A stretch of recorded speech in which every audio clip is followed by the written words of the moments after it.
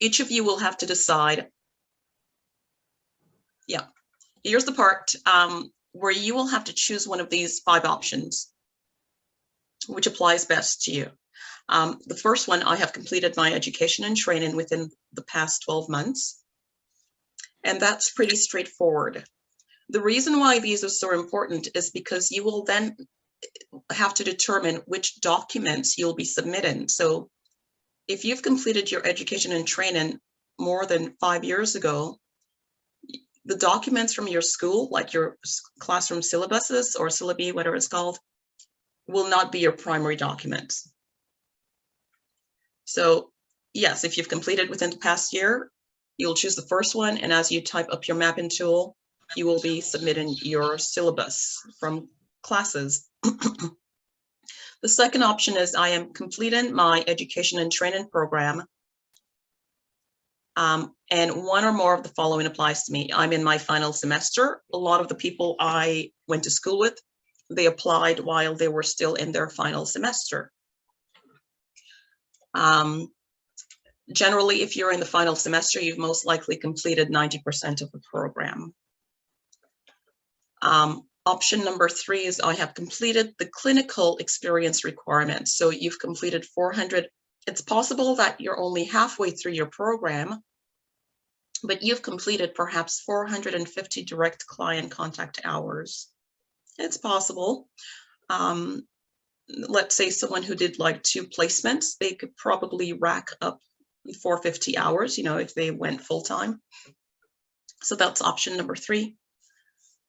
Option number 4, I have completed 750 currency hours within the 3 years immediately prior to my application. So in the last 3 years. So let's say you graduated more than 5 years ago, more than 3 years ago, but you were able to stay current in the field, perhaps by working. So you would choose option number 4. And option number 5, none of the options apply to me, and I am requesting an exemption. And those would vary. And then down at the very bottom, in your own words, you would explain. It only gives you enough space to write about 2 sentences. So for mine, I completed my education in April 2022. Just very shortly, you would describe very concisely why you chose the option you chose.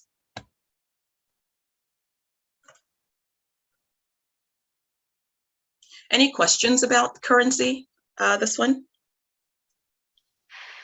Does the 750 hours have to be direct client contact, as in, well, more so maybe around specifically supervision? No, it doesn't need to be. So option number 3 says 450 direct client contact hours.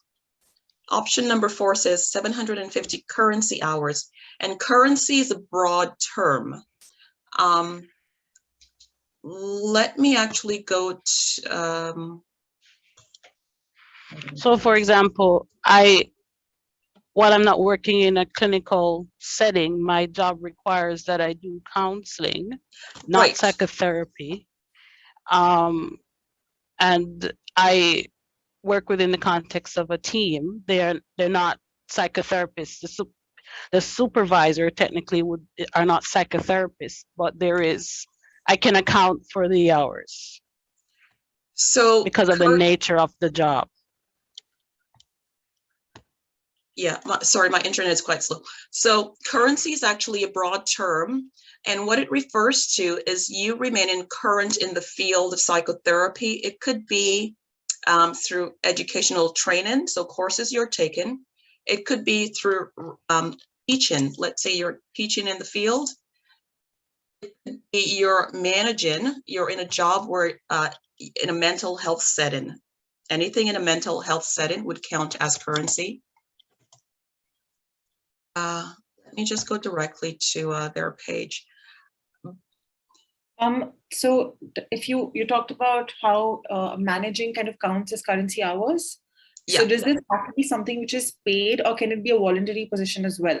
Which would it count? That's a good question. They do not, I would say it doesn't need to be paid because, for example, you're going to school, that counts.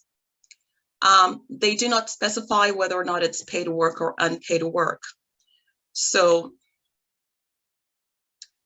so they're actually giving you a lot of leeway in terms of this 750 hours. Let's just go directly to it so you can get a better sense, okay?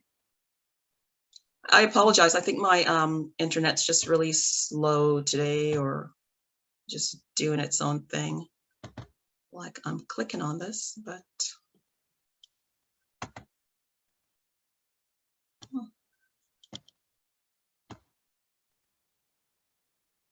it's weird. Or maybe I was there and I just didn't know it.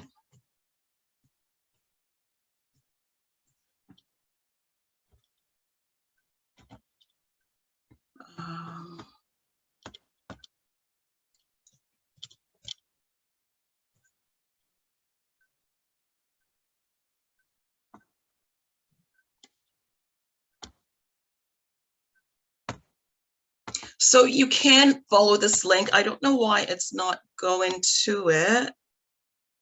Let me see. Okay, here we go. Currency. Here's a definition.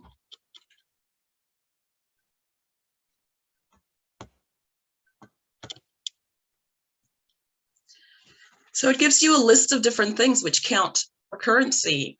Currency hours include a broad range of professional activities related to the practice of psychotherapy.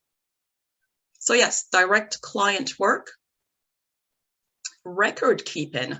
So I know individuals who've graduated from psychology, BA, MA, whatever, and they're working for a psychotherapist office, and they're doing assessments.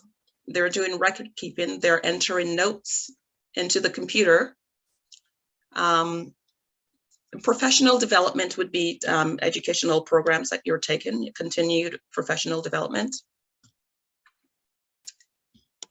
If you're a supervisor who's engaging in supervision of clients, if you're conducting research in the field of psychotherapy, that counts as currency hours. One would not expect, but if you're doing research, you're staying current. So a lot of people get confused as to what the word currency means. It sounds like you're talking about money. And in some ways, you're staying current in the field. That's literally what it means. Are you up to date? Because when you're working in healthcare, think about it. You do not want a doctor who's not current in the field of medicine, right? So it's the same thing with your psychotherapist. The person needs to be current in the field. They need to have current knowledge. And research counts. It's the most up-to-date stuff, right? So supervising, teaching, managing, consulting, and other professional, yeah. So how would they account for research? So like I've been doing a research for the past 800 and a year and a half on othering with 4 other how would you account for those hours? So what I say to people, especially in this for those people in this category, first of all, your documents are the most, I feel, are the most important part in the mapping tool application. You can write up, because I have psychologists from India, from Australia, who know all the information, who can write it all up. But CRPO comes back to them and says, oh, I need more info for this, this, this. And they'll give them a list of 5 competencies that they want better answers, more info for. And their answers are fantastic. It's just that because they're not basing their application on education, they cannot use the syllabuses. They're basing their application on currency, and they don't really have any documents. They've been working independently as psychologists, and they don't have documents to prove. So if you're doing research, can you submit your research? Can you write, when you fill out the mapping tool, you will have to discuss your mapping tool competencies based on this. This would be where your primary information would come from. And do you have documents you can submit? So it would be like the proposal, like I got grant funding from the university and from outside. So would it be the proposal? Yeah. Okay. Yeah. Anything. For some of my competencies, I submitted like up to 10, 11, 12 syllabi. Okay. And I mean, it sounds like a lot, but you give them as much information so they don't have to come back to you and delay your application, right? And they will pick and choose which ones are suitable. Okay. If you can't do that yourself, they will do that for you. The other thing I say to people who are working in the field, if you have a supervisor that you are studying or researching under, you can have them write a letter regarding the scope of your work, the scope of your research. I mean, you can write the letter yourself and have them sign it, but you write this letter saying this is the scope of Sadiqi's research. And then in the end, you can also, we can talk more about this at the end of the letter. You can also include what competencies it covers. And I'll show you an example of one of my syllabuses. We'll talk more about this, but it's really important that you have documents to back up your descriptions that you write in the competency. Okay. So one more piece then. I'm a member of the CCPA, and I'm a member of an executive for one of the chapters, and we run projects, psychotherapy related, but more it's spirituality. So spiritually integrated counseling. So we would run webinars, and I do participate in those things. You could try to find documentation to account for it. So I should say to you, if you're already a member of another mental health organization, then you may have an easier, so if you're a member, this is just a side. I know Yashika has a question, but let me just show you this really quickly. If you're already a member of certain organizations as a counselor or whatnot, then you might just have to do labor mobility. I'll just show you one option that's available to you. Let's go to PEI. So in Canada, psychotherapy is regulated in a number of provinces, especially the maritime provinces. They all have colleges, PEI, New Brunswick, Nova Scotia. If you're a member of the you know what it's called. CCPA. Then if you're a member, a registrant of that organization, then you're a deemed registrant of the College of Counseling Therapists of PEI. So you should probably consider applying to them. So I'm pretty sure CC. There they are. So do you have, are you designated like a counselor like CCC? No, I'm not designated as yet. I have the application there. But they don't have a mapping tool. I'm just waiting on direct supervision hours rather. So this is how it works. If you're a member of these organizations here, because there are different, let's say you're a marriage and family therapist. If you're a member of these organizations here, Canadian Art Therapy Association, that might apply. I don't know if Caroline or Kayla are applying to these, but if you're a member of these organizations here, then you're a deemed member of the College of Counseling Therapists of PEI. And if you get your registration through one of these colleges, you can just do labor mobility transfer to CRPO.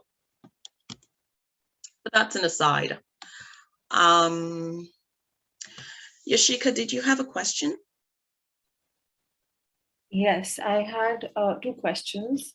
One was to kind of just take it 2 steps back when you were talking about how if you haven't completed a degree 12 months before you apply, then your degree is not the primary document with which you apply.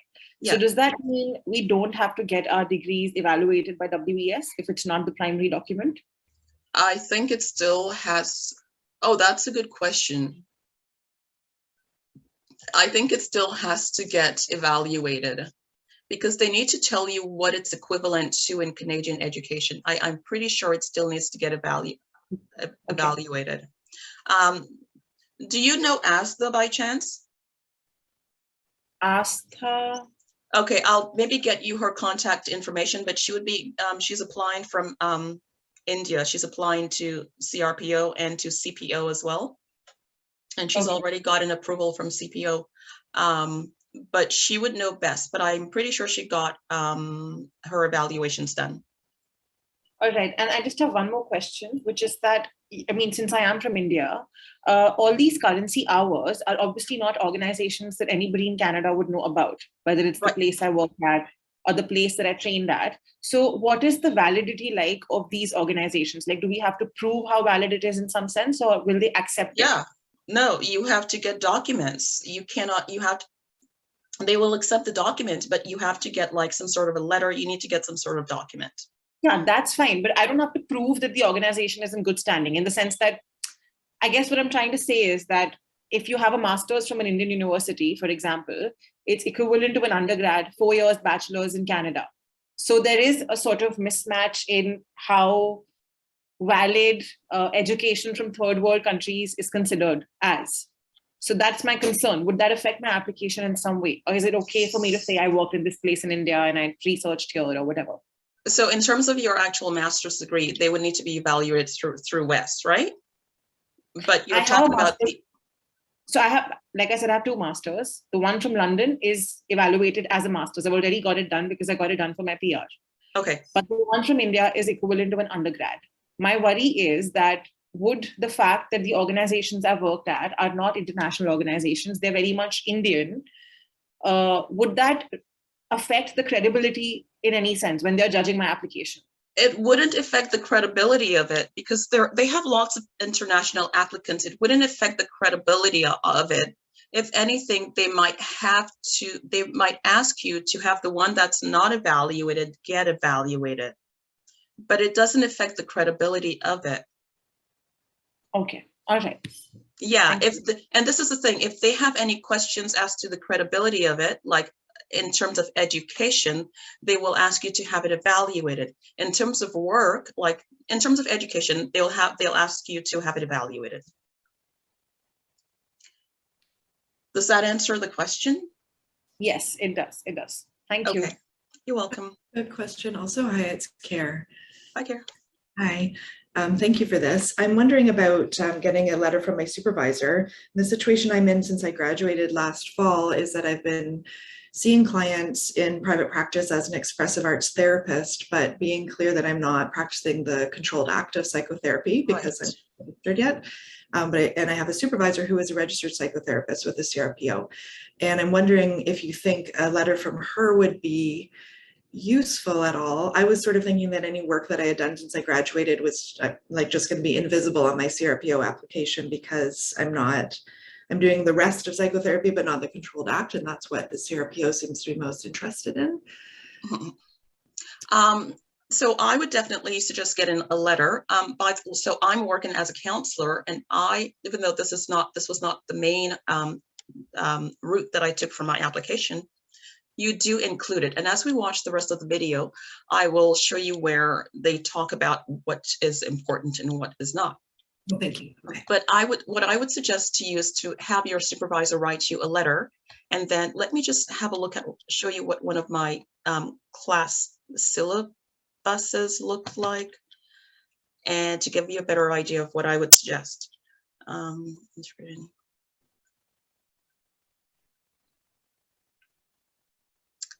Sorry, the brain gets slower as I get older. Totally understand that. Okay, so